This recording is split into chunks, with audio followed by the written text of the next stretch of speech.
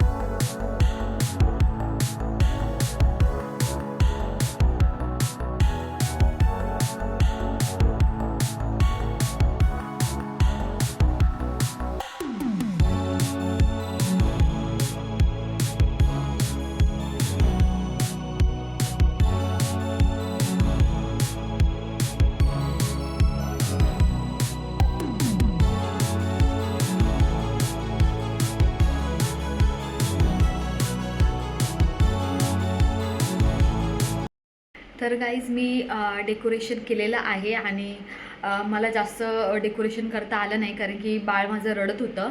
तर मला जास्त डेकोरेशन म्हणजे अजून खूप चांगलं करायचं होतं डेकोरेशन, पण ते जमलं नाही.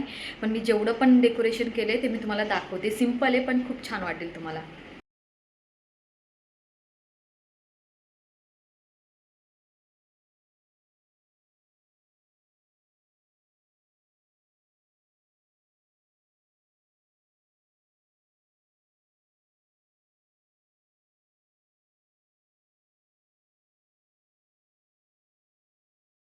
तर गाईज ते आलेले आहेत. तर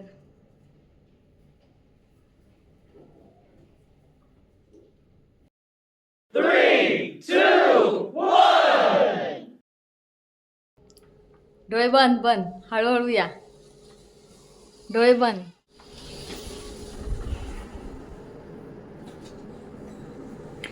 कसं वाटतंय डेकोरेशन? मस्त आहे. खरंच मस्त आहे.